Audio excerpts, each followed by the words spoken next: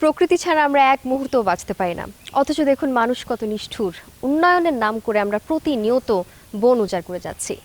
দর্শক, 28 জুলাই বিশ্ব প্রকৃতি সংরক্ষণ দিবস, আর এই দিনটিকে কেন্দ্র করেই দীপ্ত কৃষির ধারাবাহিক আয়োজন পাওয়ার্ড বাই কাজী ফার্মস, এবং পুরো সময়টি জুড়ে আপনাদের সাথে আছে আমি জিনি আক্তার। দর্শক, এই মুহূর্তে আমি যেখানে অবস্থান করছি এটি টাঙ্গাইলের মধুপুরে, এবং এই জায়গা থেকে আমরা আজকে জানবো বন এবং কৃষির আন্তঃসম্পর্ক। চলুন ঘুরে আসা যাক।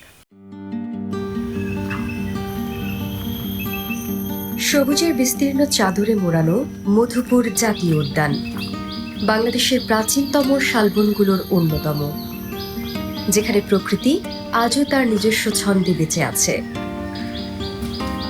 টাঙ্গাইল ও ময়মনসিংহ জেলার গড়াঞ্চল জুড়ে বিস্তৃত এই বন শুধু অসংখ্য গাছপালা ও বন্যপ্রাণীর আশ্রয়স্থল নয়, এটি দেশের একটি গুরুত্বপূর্ণ জীববৈচিত্র্যের ভাণ্ডারও। 1982 সালে জাতীয় উদ্যান হিসেবে ঘোষিত মধুপুরের এই বন জলবায়ুর ভারসাম্য রক্ষা, কার্বন শোষণ, মাটির উর্বরতা সংরক্ষণ এবং ভূগর্ভস্থ পানির পুনর্ভরণে গুরুত্বপূর্ণ ভূমিকা পালন করে। শাল গাছের পাশাপাশি এখানে রয়েছে নানা দেশীয় বৃক্ষ, অসংখ্য পাখি, স্তন্যপায়ী প্রাণী, সরীসৃপ ও কীটপতঙ্গের আবাস।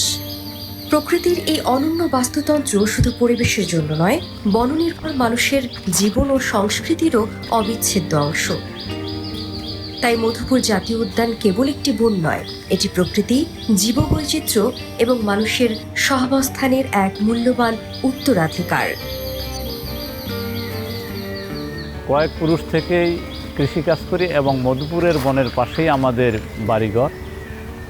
আমি যখন আমার বাবার আমলে কৃষিকাজ দেখেছি, এখানে মধুপুরে অনেক বড় গড় দেখেছি। এই মধুপুরের গড়ের থাকার দরুন আমাদের এখানে প্রচুর বৃষ্টিপাত হয়েছে। তখন বৃষ্টিপাতের ফলে আমাদের সেচের তেমন একটা প্রয়োজন হয় নাই। আমরা ওই বৃষ্টির পানি দিয়ে সেচ কাজও করেছি, এবং আমরা এই মাটির কুয়ার পানি খেয়েছি। পানির দাঁড়টা অনেক কাছে ছিল এবং তখন অনেক ফসল ফলানো হতো। এই বনের পরিধিটা আস্তে আস্তে কমে যাওয়ার ফলে এর বিরূপ প্রতিক্রিয়াটা এখানে আমাদের কৃষিতে পড়েছে। বিশেষ করে যেমন দেখেন, আমরা বিভিন্ন ফসল ফলাই মালচিং হিসাবে আমরা বনের এই গজারি বনের পাতা অবাধভাবে আমরা আমাদের মাটিতে মালচিং হিসেবে ব্যবহার করতাম। মালচিং হিসেবে ব্যবহার করার ফলে একটা সুবিধা আমরা পাইতাম, শুধু যে সমস্ত ফসলে আমরা মালচিং দিতাম ওখানে ঘাস কম হইতো, এবং এই মালচিংটাই জৈব সার হিসেবে প্রচুরভাবে আমাদের উপকার হতো, যার ফলে আমাদের জমিতে সারের তেমন একটা প্রয়োজন হইতো না। আর এই এখন বনের পরিধি কমে যাওয়ার পরে আমরা এই গজারি পাতাটা তেমন পাচ্ছি না, আমরা মালচিং হিসেবে এটা ব্যবহার করতে পারতাছি না। এটা তো করলে একটা বিষয় যে মালচিং দিতে পারতাছি না, এখন তার পরিবর্তে এখন যে প্লাস্টিকের মালচিং আসছে, যে প্লাস্টিকের মালচিংটা ব্যবহার করার ফলে প্রান্তিক কৃষক হিসেবে আমি মনে করি এই যে প্লাস্টিকের যে যাই কিছু বলুক না কেন, এই যে প্লাস্টিকের যে ছোট ছোট কণাগুলা বা প্লাস্টিকগুলা ছিঁড়ে ছিঁড়ে মাটিতে পড়তেছে, এটা ভবিষ্যতে পরিবেশের জন্য অনেক ক্ষতি করিতেছে। আর সবচেয়ে যে ক্ষতির যে বিষয়টা আমি মনে করি, যে আমাদের কৃষি কাজ করতে গেলে করতে হয় প্রকৃতির উপর নির্ভর করে। প্রকৃতির উপর নির্ভর করে যদি আমরা কৃষি কাজ করি তাহলে আমরা অনেকটা লাভবান হতে পারি। কিন্তু এই বনের পরিধি কমে যাওয়ার ফলে এখানকার প্রকৃতির যে বিরূপ আচরণ, এই বিরূপ আচরণের ফলে আমাদের প্রাণ, প্রকৃতি, কৃষি, বিভিন্ন প্রকার বৈচিত্র্যময় প্রাণীর যে একটা আবাসস্থল ছিল আমাদের কৃষিতে, সেই জিনিসটা আস্তে আস্তে কমে যাচ্ছে। বিশেষ করে এই বনের মধ্যে প্রচুর পরিমাণে মৌমাছি থাকতো, নানান ধরনের পোকামাকড় থাকতো।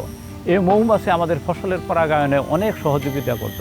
আর এখন এমন একটা পর্যায়ে গিয়েছি আমরা যে পরাগায়নের জন্য এখন আমাদের মৌমাছি চাষ করতে হচ্ছে। যে মৌমাছিটা আমরা আমাদের বনের মধ্যে বিভিন্ন ধরনের মৌচাক থাকতো, আমরা মধু খাইতাম, মধু পাইতাম, পিওর মধু পাইতাম, এখন এগুলো আর পাচ্ছি না।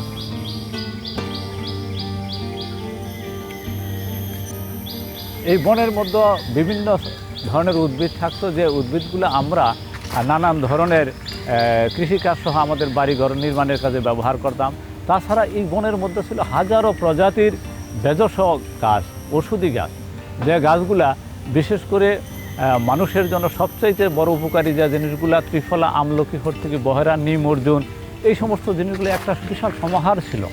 আমাদের তেমন একটা ডাক্তারের কাছে যেতে হতো না। এই সমস্ত উদ্ভিদের নির্যাস বা ফল এগুলা থেকে আমাদের নানান ধরনের রোগবালের চিকিৎসা হয়ে যেত। কিন্তু এই বন ধ্বংসের ফলে আমরা সেই সুযোগটা থেকে এখন আমরা বঞ্চিত হয়ে গেছি। সব কিছু যাচ্ছে কেমিক্যালের নিয়ন্ত্রণে, যা আমাদের ভবিষ্যৎ প্রজন্মের জন্য ক্ষতি হচ্ছে। সব কিছু শোধরানো যায়, সব কিছু পরিবর্তন করা যায়, কিন্তু পরিবেশ, এই যে জীববৈচিত্র্য বা এই যে আমাদের যে আবহাওয়া, এই আবহাওয়ার যে বিরূপ প্রতিক্রিয়া যেভাবে শুরু হয়েছে এখন, আগে আমাদের এই এলাকায় বন থাকার কারণে প্রচুর পরিমাণে বৃষ্টি হইতো, ডোবাডাবির মধ্যে পানি জমতো, ওখানে প্রকৃতির যে কিছু কিছু জায়গা ছিল, আমরা আমাদের এই এলাকায় বায়ত বলি বা ডোবা বলি, সেখানে প্রচুর পরিমাণে মাছ হতো, যে মাছগুলো ছিল অত্যধিক সুস্বাদু মাছ। এই বন ধ্বংসের ফলে বৃষ্টিপাত কমে গেছে, পরিবেশ নষ্ট হয়ে যাচ্ছে। আমাদের মাছের যে প্রাকৃতিকভাবে ছোট ছোট ডোবাতে যে মাছের বিশাল বড় একটা উৎস ছিল, সেই উৎসগুলো নষ্ট হয়ে যাচ্ছে। আমি মনে করি যে আমরা যদি আমাদের এই মধুপুর বনের পুরনো ঐতিহ্য আবার ফিরিয়ে আনতে পারি, তাহলে আমরা আবার সেই আমাদের নিরাপদ কৃষিতে, ফুলে ফসলে ফলে আমরা মধুপুরের কৃষিটাকে আমরা আবার পুনরায় উজ্জীবিত করতে পারবো, এবং এর ধারাবাহিকতায় বা এর ধারাবাহিকভাবে আমরা কৃষিটাকে অনেক দূর এগিয়ে নিয়ে যেতে পারবো। একসময় এই বন ছিল আরও বিস্তৃত। বন ছিল মানুষের খাদ্য, ঔষধ, জ্বালানি এবং সংস্কৃতির অংশ। সময় বদলেছে, মানুষের চাহিদা বেড়েছে, কমেছে বন। আর সেই পরিবর্তনের অভিঘাত পড়েছে প্রকৃতি থেকে কৃষি সবখানেই। দর্শক, এই বনে বাজারে ঘুরতে ঘুরতে আমরা পেয়ে গেছি আমাদের নেরেদাকে, যিনি এখানকার স্থানীয় বাসিন্দা। আমরা একটু দাদার সাথে আজকে কথা বলবো। দাদার সাথে গল্প করছিলাম তখনই যে দাদা, এই যে বনের মধ্যে কি সুন্দর পাখিদের শব্দ শোনা যাচ্ছে, অনেক পশু পাখি দেখা যাচ্ছে, কিন্তু এখন তো অনেক কমে গেছে। তো আগে কিরকম ছিল? আগে কি মানে এত কমে যাওয়ার ফলে মানে এখন আমরা যে দেখতে পাচ্ছি, আগে কি এরকমই ছিল? আগে অনেক পাখি ছিল, বিভিন্ন প্রজাতির পাখি ছিল। কিছু কিছু পরিবেশের কারণে কিছু কিছু পাখিগুলো বিলুপ্ত হয়ে যাচ্ছে আর কি। আচ্ছা। যেমন শকুন বর্তমানে দেখা যাচ্ছে না, তারপরে যে বড় চিল, তারপরে আপনার ওই যে ময়ূর। এখানে মধুপুর গড়াঞ্চলে আগেকার আমাদের দাদারা নানারা বলতো যে অনেক জায়গায় ময়ূর দেখা দিত। আমাদের যে মধুপুরে যে শাল গাছ, আমরা বলি গজারি গাছ বলি, সেই গজারি গাছ বা শাল গাছ বিখ্যাত ছিল এই মধুপুর বনের জন্য। এখন তো অনেকটা কমে আসছে এই গাছগুলো। এখন অনেক কম, বিভিন্ন কারণে। পাকিস্তানের সময়ে লট নামে একটা প্রকল্প ছিল ওদের। আচ্ছা। বিভিন্ন সময় বিভিন্নভাবে বিভিন্ন জায়গায় এই মধুপুর গড়াঞ্চলের মধ্যে, শুধু এক জায়গায় নয়, বিভিন্ন জেলা, উপজেলা, থানা বা এলাকা ওই হিসাবে বন থেকে লট সিস্টেমে কাটা হইতো। আচ্ছা। তার মানে অকশন দেওয়া হইতো।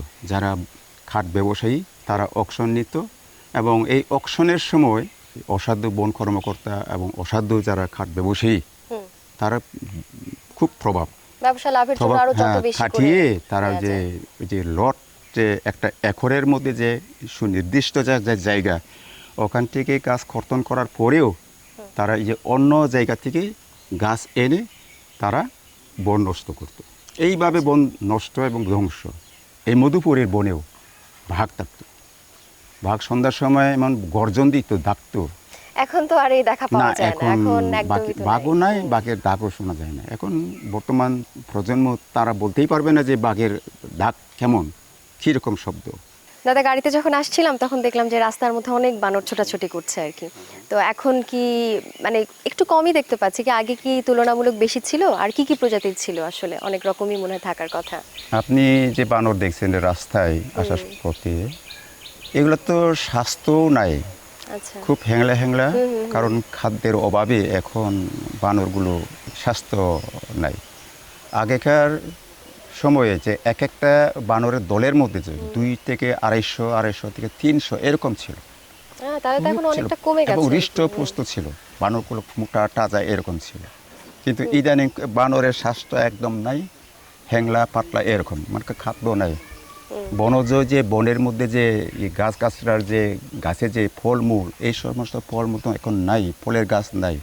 এখন যে এগুলো অসাধু যারা খাট ব্যবসায়ী, তারা এগুলা কেটে নিয়ে এগুলা ধ্বংস করে দিয়েছে। আপনারা কি কোনো ছোট ছোট উদ্যোগ নিচ্ছেন না? কি করা গেলে আসলে এই বনটা সংরক্ষণ করা যাবে, মানে আপনার কাছে কি মনে হয়?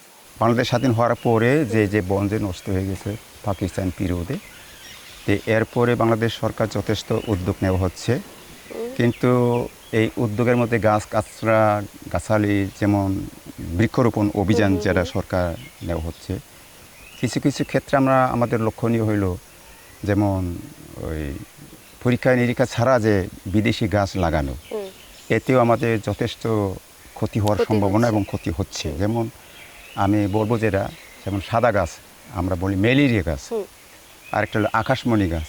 এই সমস্ত প্রজাতির গাছে ওই মৌমাছি বসে না, পাখি বসে না, পাখিও বাসা বাঁধে না, আমাদের যারা লক্ষণীয়।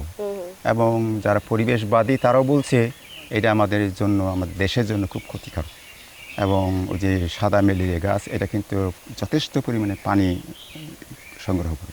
এই জন্য আমাদের এই যে আমরা এখন বর্তমানে যেটা বলি জলবায়ু পরিবর্তন, এই সমস্তর কারণে আমাদের এগুলো বন্ধ করতে হবে। সরকার ছাড়াও মানে সচেতন হিসেবে, একজন নাগরিক হিসেবে আপনার কাছে কি মনে হয় যে মানে আপনার জায়গা থেকে আসলে আপনি কতটুকু করতে পারলে বন সংরক্ষণ করা সম্ভব হবে? বন সংরক্ষণ করার আমাদের নৈতিক দায়িত্ব। মনে করেন আমাদের বাড়ির আশেপাশে যে সমস্ত ফলজ গাছ এবং যে আমাদের দেশের যে চাহিদার জন্য কাঠের যে চাহিদা, এই সমস্ত বিভিন্ন প্রজাতির গাছ আমাদের লাগানো দরকার, রোপণ করা। প্রত্যেক বছর আমাদের গাছ লাগাতে হবে, তা না হলে আমাদের এই যে পরিবেশ বন ধ্বংস এটার আমরা মেকআপ করতে পারবো না। মানে আপনাদের জায়গা থেকে আপনারা কি কি উদ্যোগ নিচ্ছেন এখন বাঁচানোর জন্য? আসলে আমাদের পূর্বপুরুষরা বনের উপর নির্ভরশীল ছিল, তো বর্তমানে যে সরকারের যে উদ্যোগ, সরকারের যে বিভিন্ন পরিবেশবাদীরা যে প্রচারণা চালাচ্ছে, প্রত্যেকটা মানুষকে সচেতনতা বৃদ্ধি করছে যেন নিজ নিজ দায়িত্ব পালন করার জন্যে। যেমন আমার যে চাহিদা, যে জ্বালানি হিসাবে যে কাঠ ব্যবহারের যে চাহিদা, সেই কাঠ আমার বাড়ির আশেপাশে যে লাগাবো, যে আমাদের চাহিদা পূরণ করবে। সেই জন্য আমরা বনের উপর নির্ভরশীল না হইয়া আমরা মাঝে মধ্যে শুকনো সিজনে যখন বৃষ্টির সময়, ঝড় তুফানের সময় হয়তো বা ওই শুকনো ডালগুলো পড়ে যায়, সেগুলো সংরক্ষণ করা হয়। কিন্তু তাজা গাছ আমরা কাটার জন্য বিশেষভাবে আমরা, সরকার যেমন নিষিদ্ধ, আমরাও তাই সেটা পালন করতে চেষ্টা করি। দাদা, আপনিও তো কৃষিকাজের সাথে জড়িত কৃষিকাজ আছেন এখন, তো আপনি কি কি চাষ করছেন? ধান চাষ, আনারস, কলা, আদা, কচু, এগুলো। কৃষিকাজও করা যাবে এবং একই সাথে বনটাও সংরক্ষণ করা যাবে। এই দুটোই যদি আমরা করতে চাই, আপনার কাছে কি মনে হয় আসলে কিভাবে আমরা দুটোকেই সামনে এগিয়ে নিয়ে যেতে পারবো?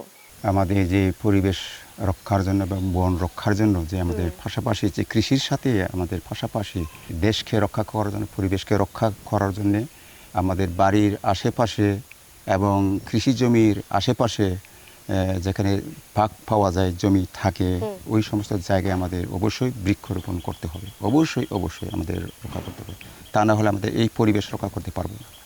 যে আগে যে বনের যে গাছের যে লতা পাতা এগুলো যে পড়তো, একটা সিজন, একটা মৌসুম আসলে পরে, একটা ঋতু আসলে পরে যে গাছের যে চেহারা পরিবর্তন হয়, পাতা পরে পরিবর্তন হয়, যে পাতাগুলো পচে যে জৈব সারে পরিণত, এতে হইলো আমাদের এই কৃষিকাজ করতে আমাদের অসুবিধা হইতো না, বরং আমাদের যে ফসল খুব আমরা ভালো ফসল পাইতাম। কিন্তু ইদানিং হচ্ছে আমাদের এই যে অতিরিক্ত রাসায়নিক সার প্রয়োগের কারণে এবং বিভিন্ন কোম্পানি যে কীটনাশক ঔষধ যে ব্যবহার করা হয়, এই সমস্ত কারণেও আমাদের পরিবেশ পরিস্থিতি নষ্ট হয়, ধ্বংস হয়। এই জন্য আমরা পাশাপাশি কৃষির সাথে সাথে আমাদের যে বন রক্ষার জন্য আমাদের উদ্যোগ নিতে হবে, বনও থাকবে এবং আমাদের কৃষিকাজও চলবে, এবং এই কৃষিক্ষেত্রে আমরা অবশ্যই লাভবান হব। দাদা, আমরা একই সাথে দেখলাম যে আনারসের যে ফলনও ভালো এবং আনারস বেশ মোটা তাজা, সেখানেও তো রাসায়নিক পদার্থ ব্যবহার করা হচ্ছে। এই বিষয়টাকে কিভাবে দেখছেন আপনি? আমাদের সময় যে আনারস আমরা চাষ করতাম, আমরা কোনো কিচ্ছু দিতাম না, কোনো রাসায়নিক বীজ বা যে হরমোন জাতীয় আমরা ব্যবহার করতাম না। আমরা শুধু জৈব সার ব্যবহার করতাম।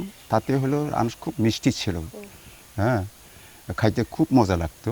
কিন্তু ইদানিং বর্তমানে যে আনারস যে চাষ হচ্ছে, আনারসের জন্য যে একটা ফরমালিন একটা জিনিস বের হচ্ছে, আমরা সচরাচর বলি ভিটামিন, আনারসকে গর্ভবতী করার জন্য একই সময়ে প্রত্যেকটা গাছে আনারস বের হবে, এটা গর্ভবতী করার জন্য এক জাতীয় একটা হরমোন দেওয়া হয়। আচ্ছা আচ্ছা।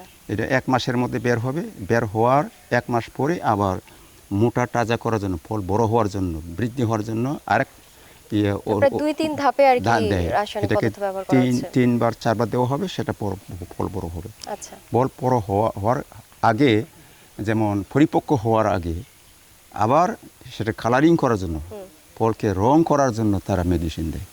এটা হলো আমাদের জন্য খুব ক্ষতিকর।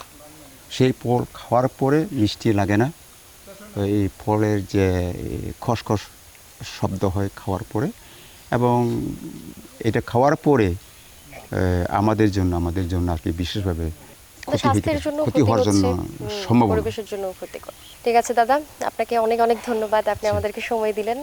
আবারও আপনার সাথে কথা হবে। আচ্ছা, আপনাদেরকে ধন্যবাদ।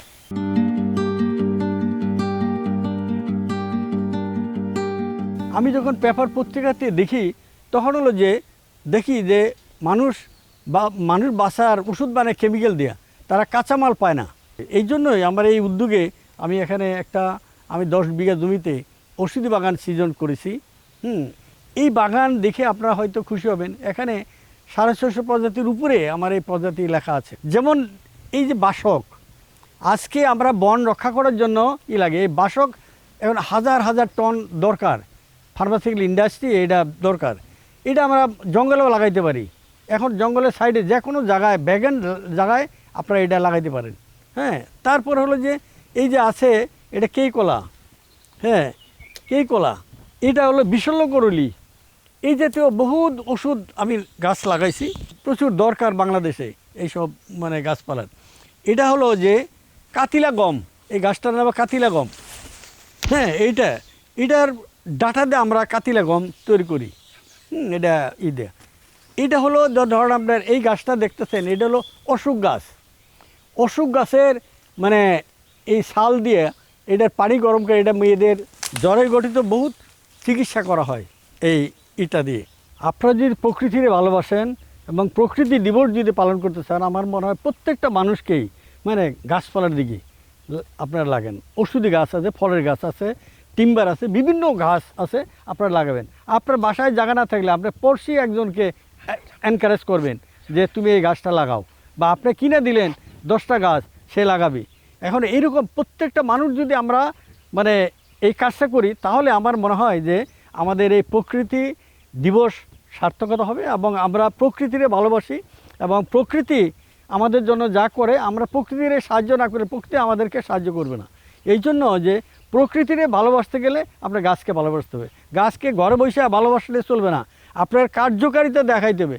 আপনি 20টা গাছ লাগালেন, মানে কি আপনার প্রকৃতিরে আপনার শ্রদ্ধা করলেন, যে প্রকৃতিরে ভালোবাসেন। এই জন্য যে আপনাদেরকে প্রত্যেকেরই বলি যে প্রত্যেকেই আপাতত এই যে জুন জুলাই আপনার এই টাইমে আপনার গাছপালা লাগানো উচিত। আমি বাংলাদেশের মানুষের জন্য ন্যাচারাল ওষুধবিহীন আনারস বিক্রি করি আজকে বিগত 4 বছর যাবৎ। হ্যাঁ, আমার আনারস যারা খায় ঢাকায় বিভিন্ন জায়গায় আমরা নেটে পাঠাই, তারা প্রশংসা করে, ইউনিভার্সিটিতে দেই, বাংলাদেশ কৃষি ভার্সিটি স্যাররা খায়, এরকম বিভিন্ন লোককে আমরা দেই। এই ফল খাইয়া একজন পাগল হয়ে যায় যে এই ফল বাংলাদেশে আছে। আমরা এই যে এই ফলটা কত নষ্ট করতেছি কেমিক্যাল দিয়া, বিভিন্ন কার্বোহাইড্রেট দিয়া, বুঝছেন, হরমোন দিয়া। এই প্রকৃতিরে আমরা ভালোবাসি, কিন্তু এই যে প্রকৃতিরে নষ্ট করতেছি, এই যে পরিমাণ পেস্টিসাইড এবং এই ওষুধ দেয় আনারসের মধ্যে, এটা বাতাসে যাচ্ছে। যেমন ঢাকায় আপনি ভালো আবহাওয়া পাবেন না, কারণ ঢাকাতে যে পলিউশন হয়, হ্যাঁ, বাতাসে রিসার্চ করে দেখা যায় অনেক কিছু। এই জন্য যে এখানেও পল্লিত গভর্নমেন্টের উচিত এটা বন্ধ করে দেওয়া, এত পেস্টিসাইড দিতে হবে না। ন্যাচারালি আমার এখানে কোনো পেস্টিসাইড দেওয়া হয় না, আমি পেস্টিসাইড বানাই, নগদ বানাই। আমি নিম পাতা দিয়া, তারপর আমার তুলসী আছে, তারপর আছে, এগুলা দিয়ে আমরা পেস্টিসাইড বানাই, কোনো রকম পেস্টিসাইড লাগে না। আমি এই আনারস বাগান করেছি, এটার ইন্টারক্রপ হিসাবে আমি যে কাজগুলো করেছি এটা আপনারা একটু দেখেন। এটা হলো রুজালা, রুজালা টি, এটা সম্পূর্ণ আমার বাগানে দেখছেন রুজালা। এইদিকে ওষুধি গাছ লাগাইছি, এটা বীর্যবনী লাগাইছি, একাঙ্কি লাগাইছি। আর এখানে যে বাগানটা দেখতেছেন, এখানে আমি ওই 500 অর্জুন, 500 আমলকি, 500 হর্তুকি, 500 বহেরা, এরকমভাবে আমি গাছগুলা লাগাইছি, এটার মধ্যে এখন ফলন হচ্ছে। এখন আমলকি ধরতেছে গত বছর থেকে কিছু কিছু, এবং এই বছর থেকে মোটামুটি অনেকগুলো গাছে আমার আমলকি ধরেছে, এবং বিভিন্ন ফার্মাসিউটিক্যাল ইন্ডাস্ট্রি আমাদের এই মালগুলা নেয়। আমি বাংলাদেশের প্রত্যেকটা অঞ্চলের মানুষকে আমি ভালোবাসি এবং তাদেরকে অনুরোধ করব, আপনারা প্রত্যেকেই কিছু করেন। যার জমি আছে সে প্ল্যানিং করে এই যে আমার মতো এই যে বাগান টাগান করেন, বুঝছেন, এখানে দেখতে আসেন, বুঝছেন। আমি একটা গাছের চারা আমার খালি নাই, একটা খালি নাই, প্রত্যেকটা ইয়ের মধ্যে একটার পর একটা আমি লাগাইছি ব্যালেন্স এই করে, যারা আমার আনারস নষ্ট হবে না, আমার হলো যে এই যে লতা খুচুরি নষ্ট হবে না, আমার রোজালাও নষ্ট হবে না, এগুলা করছে। আপনারা সবাই নিশ্চিত এলাকায় সামর্থ্য অনুসারে আপনাদের যে জমি আছে, গাছপালা আছে, সেখানে আপনারা এইভাবে প্ল্যানিং করে লাগাবেন, যেটা দেশের জন্য, এনভায়রনমেন্টের জন্য, এবং আমাদের কিছু খাদ্যের ঘাটতি, বুঝছেন, ওষুধের ঘাটতি, যে কাঁচামালগুলো, ইনগ্রিডিয়েন্টগুলো আমরা এখান থেকে আমরা পাবো, এবং আমরা ভালোভাবে মানুষকে সেবা দিতে পারবো। কৃষি বিষয়ে যে কোনো তথ্য জানতে ও জানাতে লিখতে পারেন এই ঠিকানায়। দীপ্ত কৃষি, প্লট 7/A/গ, তেজগাঁও শিল্প এলাকা, ঢাকা 1208। আপনারা চাইলে ইমেল করতে পারেন krishi@dipto.tv এই ঠিকানায়, অথবা ফোন করতে পারেন 0178-768-2832 নম্বরে। শুক্রবার ছাড়া প্রতিদিন সকাল 9টা থেকে বিকেল 5টা পর্যন্ত। দর্শক, বন এবং কৃষি শব্দ দুটিকে আমরা আলাদা করে বুঝলেও এই দুই শব্দের মধ্যে রয়েছে এক ধরনের আন্তঃসম্পর্ক। ইতিমধ্যে আমরা তা বুঝেই গিয়েছি। অর্থাৎ যদি বন বাঁচে, মাটি বাঁচবে, পানি বাঁচবে, এই যে চমৎকার পরিবেশ, জলবায়ুর যেই পরিবর্তন সেটিও কিন্তু রোধ হবে, এবং জীববৈচিত্র্য যে নির্মূল হয়ে যাচ্ছে সেটিও কিন্তু রোধ হবে। অর্থাৎ বনকে আপনারা বাঁচান, আমরা বাঁচাই, এবং একই সাথে কৃষিকাজ বাঁচুক, এবং আমাদের যে অস্তিত্ব সেটিও রক্ষা পাক। দেখা হবে দীপ্ত কৃষির আগামী পর্বে। সে পর্যন্ত সবাই ভালো থাকুন, সুস্থ থাকুন। ধন্যবাদ।